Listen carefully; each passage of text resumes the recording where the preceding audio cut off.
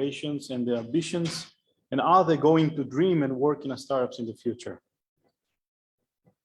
I think innovation is the core of this question. We must put a lot of effort to build all the ecosystem and to put innovation in the mind of all the young people. Agreed. It starts with how we raise them up and how we really educate them as we go along. I have a 13-year-old daughter, and I would love for her to work in a startup, you know, and to create something of her own, something that she's the owner of, and be like, all right, I created this. This is what came from me.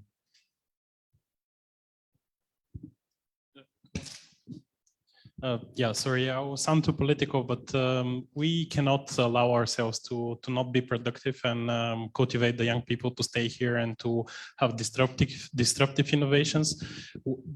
Our demographic pyramid is so inverted, and the pressure on young people that decided to stay is so high that we need to invest in the people, in the young people, the young graduates to stay and to found their own disruptive companies and do innovation, because we need to drastically improve our production efficiency. So if we do not do this, it's just a no-brainer for the country.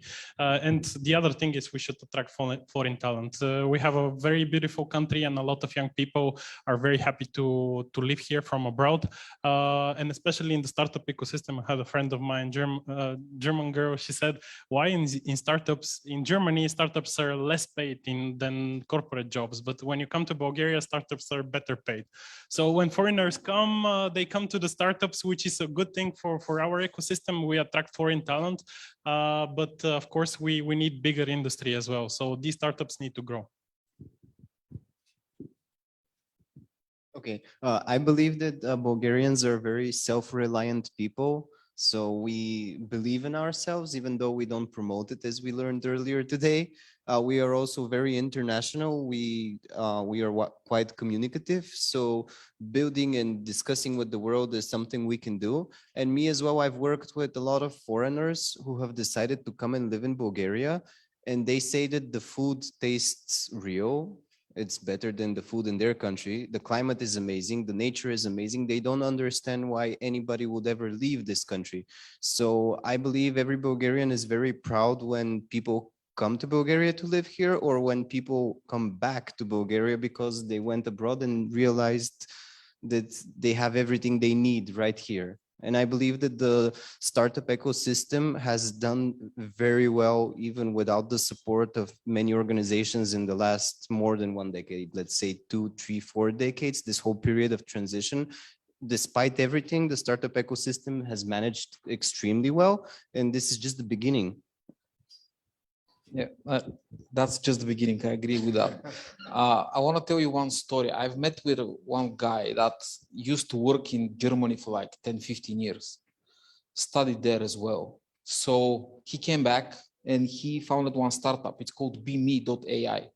What they do is actually they help families with autistic children to take care of their child in a better way by collecting information and giving them answers what could be the challenge that the child is experiencing right now. But they do that based on research coming from the States and Canada, not from Bulgaria. So yeah, we attract people coming back here, definitely, pay, food, weather, whatever you know, tickles your fancy. On the other hand, in order for this to continue, we need to make sure that we create knowledge and we use that knowledge to create companies.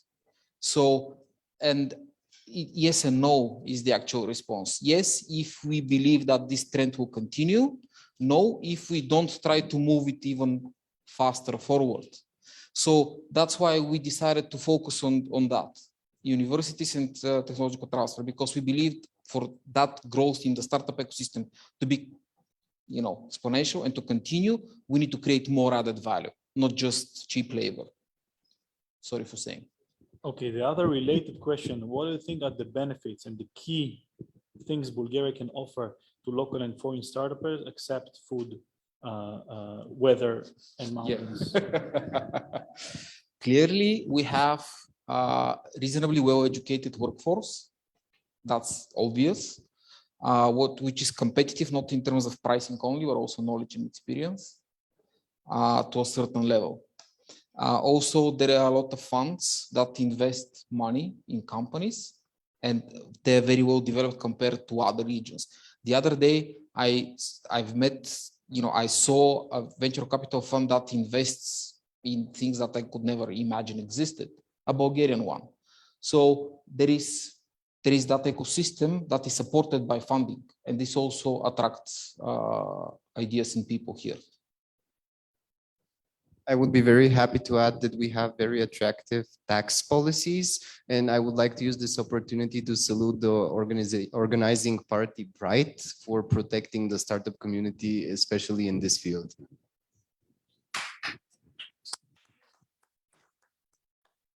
Yeah, I would second the funding opportunities, especially there were representatives here from the fund of funds. So we have a very well-developed structure of funds from seed to mezzanine.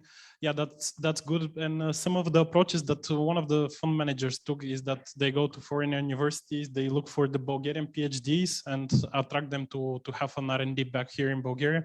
That's a very good initiative on their behalf to utilize that public money that was anyways needs to be invested in innovative startups. So basically engage the diaspora to come back and engage the universities.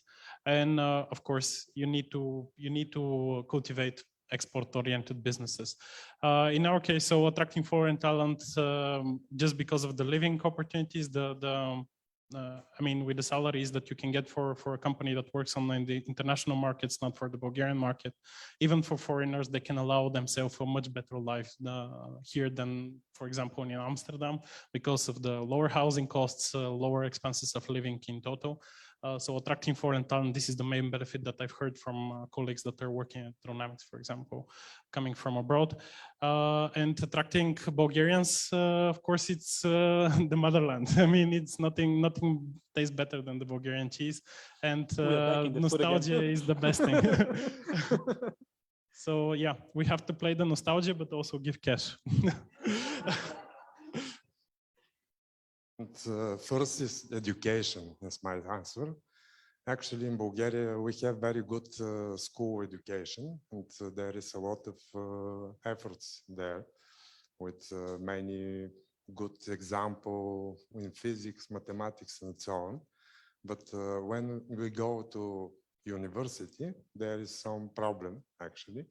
And this is the reason that we now invest in the VNS Academy, and we put here in Bulgaria, we have exclusive contracts to provide, for example, for the first international MBA in life science and biotechnology, and we're going to the next step to provide international AI education MBA in Bulgaria. And second is connected for the investment. Actually, in life science, this part life science, there is zero investment in Bulgaria. We haven't very good actually validation. We haven't technological transfer. We're working on this level, and we will talk after our meeting, our event about this time. Okay, I feel a bit controversial about this answer. It's actually lead to the next. What are the difficulties or the problems, as you said, or things that can be done differently or better to make a better ground for such companies in the future? I told you that we're working about the technological transfer. Now we input here Venture Build Studio. This is exactly technological transfer. We find some unique technology or novel molecules and something similar with some scientific teams. And actually we build the company around the scientists. And we built all the business process, marketing, PR, and so on. And actually, we invest a little money, but we first validate this technology. Actually, in our scientific board, we have 2 Nobel Prize winners. And when we receive some technology, we will first validate and we decide. So, Dimitri, your approach is first find the person, the brain, and build a company around him. Exactly. This is Venture Build Studio. This is between accelerator and venture fund. Okay, other problems or things that can be done better? One of the things I would say, I honestly think a little bit outside of the box. And I got a chance the last few days to hear pitches from funds and what they want to invest in. And I heard today, you know, what's under, let's say, Horizon Europe, you know, the next. And everything looks very nice and neat in verticals, you know, green tech and health tech and AI or digitalization. But when you fall between the cracks of that, when you're not either in one or the other, then you're, sorry, shit out of luck, basically. It's hard to find investment. And also the banking system is definitely not supportive enough to give you the credits that you need if you want to bootstrap it to a certain point. So here my appeal would be to even the investment managers to understand not everything should fit and could fit nicely into an Excel spreadsheet and your projections of how you're going to grow. But there should be a certain level of belief, and there is a lot of business outside of that core fintech business, you know, outside of what Payhawk has done. Great job by Payhawk, absolutely great job by the guys. But there is business outside of it. Sports being one of them, being the beneficiary of it. Just very shortly, because taxes were mentioned. The thing that we need to improve is the rule of law, because low tax rate, it's attractive, that's clear. But if you have a judicial system that does not execute accordingly, then companies are kind of staying away. So if we want to build on that, you know, tax situation, we need to improve the rule of law in the country, and this will help tremendously attracting talent to establish companies here. That's Can you elaborate more, explain more what you mean? When you say rule of law, means that if you have a challenge and you go to the courts, you get a fair trial, you know, reasonable time frame, to simplify it at the most. Mm-hmm. It's not for the startup, it's for everyone in Bulgaria, actually. It's everyone, but it also, if you want to attract foreign investment based on 10%, you know, tax rate, why this is not heaven here? What's the reason? From my perspective, this is shared by the chamber, the rule of law. We need to improve on that. Okay, last question. I'll jump to the last questions. I would like to ask you to wear your pinkiest glasses as possible and see and predict how will be Bulgaria, what will happen in Bulgaria and how will Bulgaria look in 10 years from now. One sentence per any of you. Like Pink. Israel. I ask for pink glasses. Like Israel. That's enough. Like Israel. We haven't mentioned food in the last answer. And just to combine the questions, I would say that the challenge for startups is that the pre-seed investment size is not the same as the pre-seed in other countries in Europe. So the first bite of cheese for small companies and startups in 10 years would be the same as in other parts of Europe. We would have bigger grants, and entrepreneurship would be something the education system will be promoting quite well. I believe, I truly believe it. It's not just with the pink glasses. But what we hope, or What you see, what you see, okay, your dream. So I think the dream is, there was the report about how many of the young people want to be entrepreneurs, and the figures were below 5%. This should be higher. I mean, young people should be encouraged not to go to work for institutions, because this is redistributing wealth. It's not creating new value. So young people should be encouraged to start new ventures. We should build companies that are export-oriented, and we should attract, again, foreign talent or Bulgarian talent back to Bulgaria. In my pinkiest glasses possible, everybody is fairly compensated for the work that they're doing, and they're getting what they think they should be getting. I'm conflicted, but Only pink. 2 days ago they were talking about unicorns, and that we probably have unicorns, a company that has more than $1 billion evaluation, and probably we have more than a couple of those already, but they're not known because they're not, you know, there are no deals to announce the valuation. But in 10 years time, I hope that we have at least 10 of those, You can be one. I mean, that's for sure.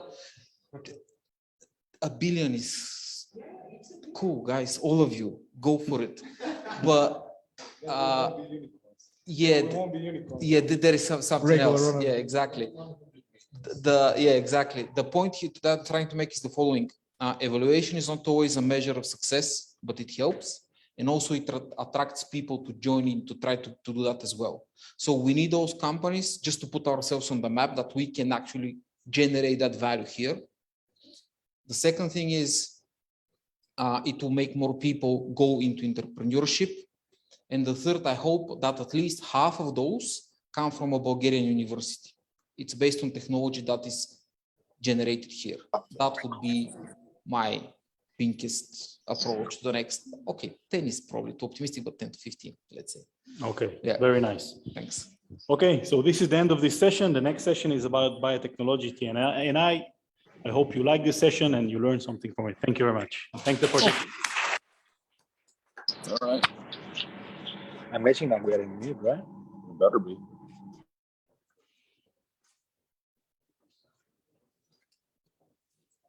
Да преминем и към следващия панел. Мисля, че дигнахме нивото на брутално така розово стана. Благодаря на колегите. Това беше изключително удоволствие да разберем